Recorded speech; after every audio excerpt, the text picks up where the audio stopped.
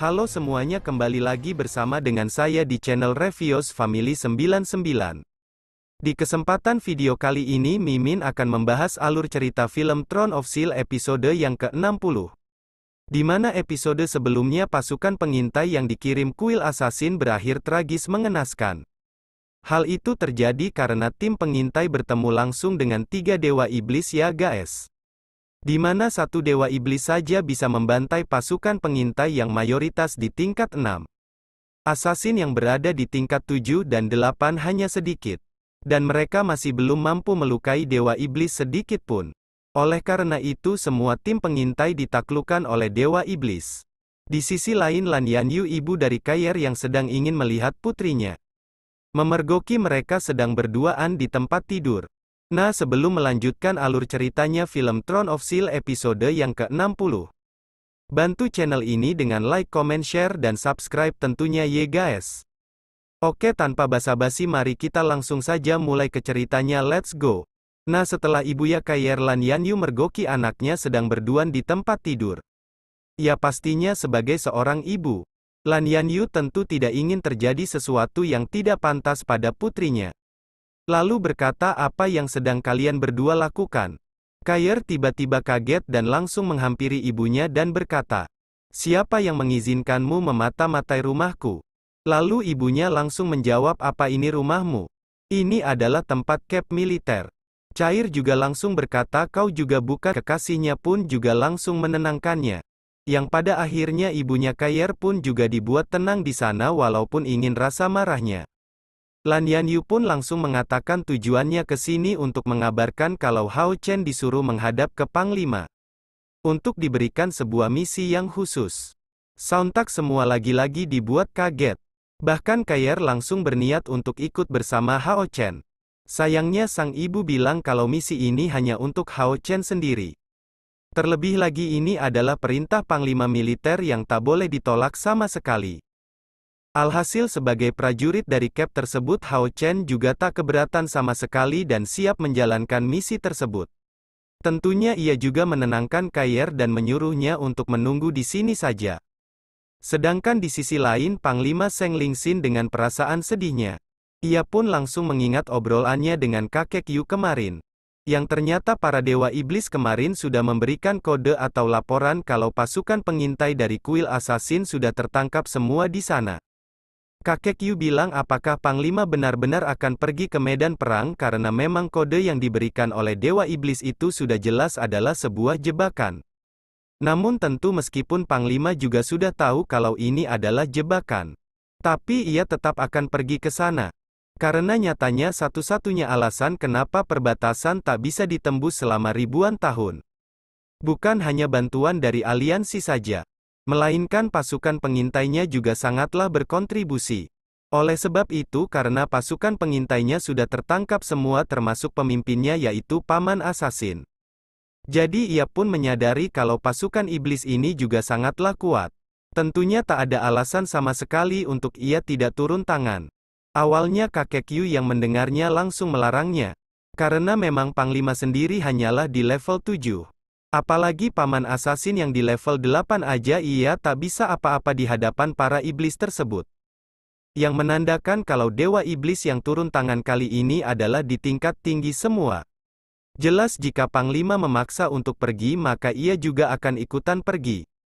Tapi lagi-lagi keputusan dari Panglima sudah bulat. Di mana ia menyuruh kakek Yu untuk menjaga perbatasannya. Sedangkan ia akan tetap pergi ke sana.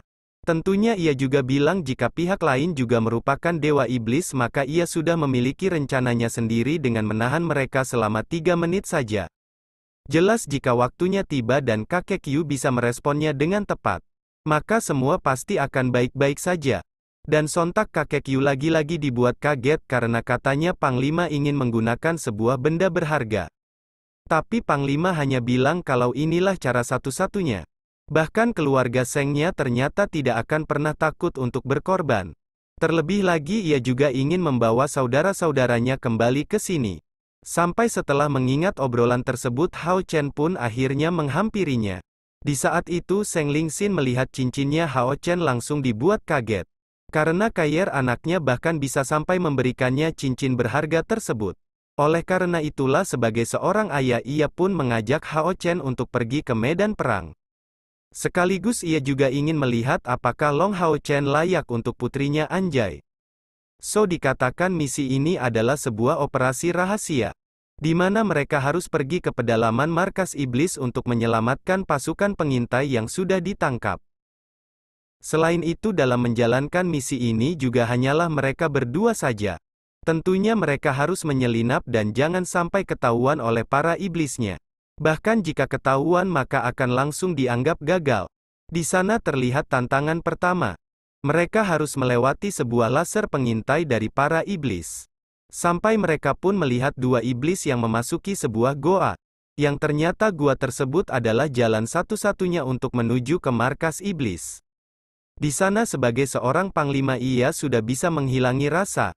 Jika ialah yang akan masuk ke sana, maka ia bisa dengan mudah membunuh para iblisnya. Hanya dengan satu napas saja dan tak akan ketahuan sama sekali. Jelas Panglima pun juga menanyakan bagaimana jika Hao Chen yang masuk ke sana. Sontak Hao Chen pun mengatakan kekuatan tempurnya memang lebih rendah dari Panglima. Terlebih lagi jika ia bertarung secara terang-terangan ada kemungkinan ia pasti akan ketahuan. Oleh karena itulah Hao Chen pun menawarkan biar ialah yang turun tangan duluan untuk mengalihkan perhatian dari para iblisnya. Sedangkan Panglima akan membuka jalan. Tentunya Panglima juga mengingatkan dalam waktu 2 menit Hao Chen sudah harus tiba di pintu keluar. Jika telat ia akan langsung dinyatakan gagal. Di sana terlihat Hao Chen sebagai seorang kesatria. Ia pun langsung cosplay menjadi seorang asasin dan membunuh para iblisnya secara diam-diam. Sampai setelah cukup banyak membunuh para iblisnya Hao Chen pun melihat jalan keluarnya. Tapi bedanya untuk yang kali ini jalan tersebut sudah dijaga oleh iblis pedang ganda emas di puncak tingkat 6. Tentunya ia pun juga cukuplah kaget karena memang terakhir kali mereka mengalahkannya pada saat membantu senior Tuan Yin kemarin. Sontak karena waktunya juga terbatas. Jadi Hao Chen tak mau meladeninya dan berniat mencari jalan keluarnya saja. Tapi sayangnya pergerakan dari Hao Chen seketika langsung ketahuan oleh sang iblis. Yang membuat pertarungan pun tak bisa dialihkan. Di sana sang iblis yang memang sedang berapi-api. Ia pun langsung menggempur Hao Chen habis-habisan. Berbeda dengan Hao Chen ia menggunakan strategi licik dengan menghindar saja dan memancing kemarahan dari iblisnya dulu sebelum ia memberikan serangannya. Tapi sayangnya meskipun berhasil memberikan serangan telak. Namun hal itu malah membuatnya semakin marah dan memberikan serangan. Ternyata terus-menerus. Bahkan untuk yang kali ini malah kalau yang harus terkenal sedikit tebasan. Sontak Panglima yang memang sedang menonton pertarungannya. Ia pun sedikit meremehkan yang katanya tak ada istimewanya sama sekali. Bahkan ia pun berniat untuk membantunya. Tapi tanpa diduga Hao Chen menyerah begitu saja. Di mana untuk yang kali ini ia pun menggunakan teknik pedang pusaran pembunuhnya. Jelas hal itu membuat Panglima pun sangatlah kaget. Karena memang teknik ini adalah keterampilan buatan dari temannya yaitu Long Xinyu atau ayah dari Hao Chen itu sendiri. Di sana menyadari kalau Margahayu Chen juga adalah Long. Ia pun sampai bertanya-tanya apakah Hao Chen adalah anak dari kakak Long Xinyu. Sedangkan di pertarungan dengan teknik pusarannya itu Hao Chen langsung mendominasi pertarungannya.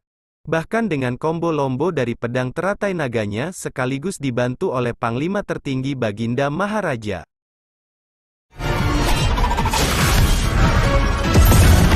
Hao Chen pun akhirnya berhasil membunuh iblis tersebut.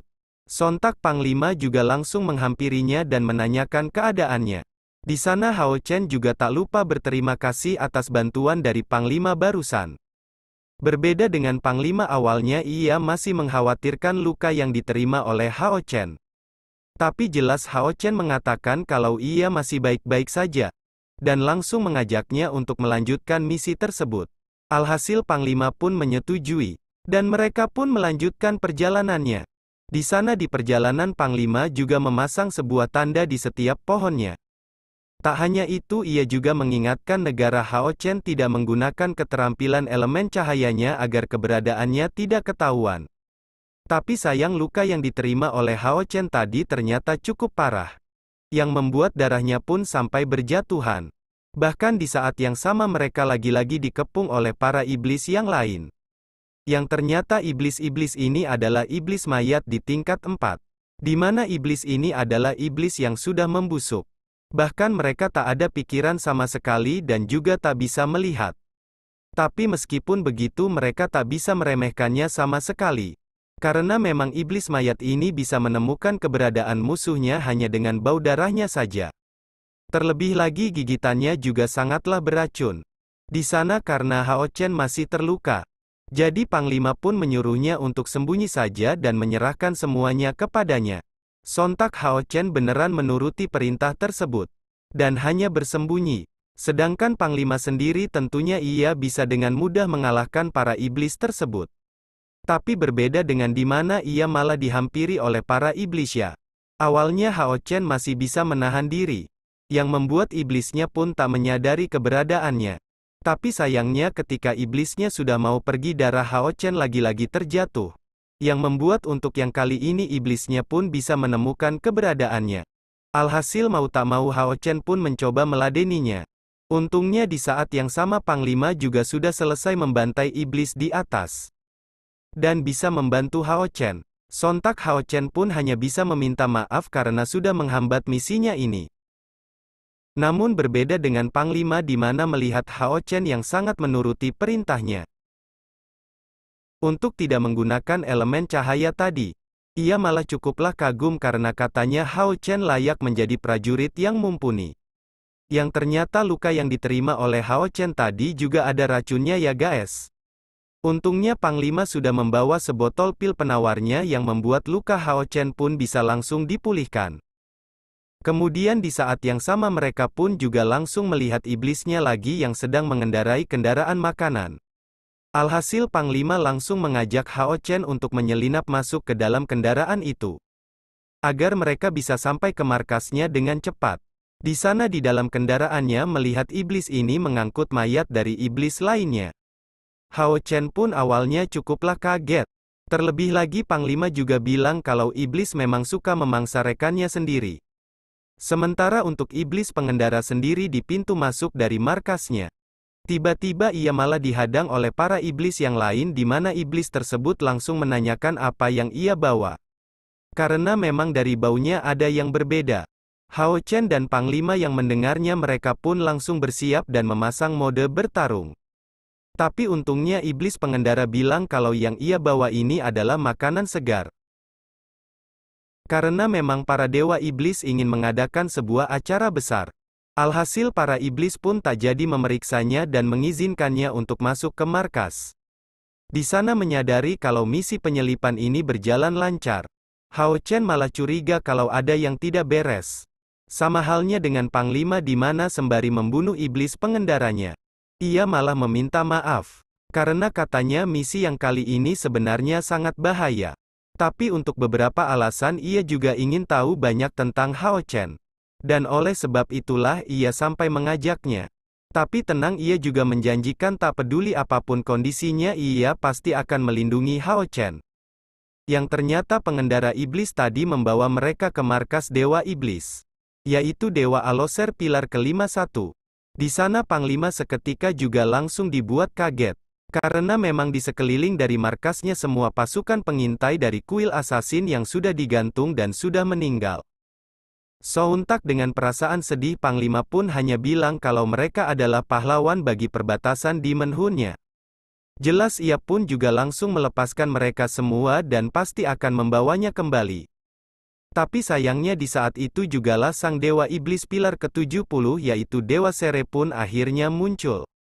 Di sana melihat ruang Panglima yang sudah turun tangan ia pun hanya mengatakan kalau para pasukannya terlalu lemah. Bahkan ia hanya bisa bermain sebentar saja.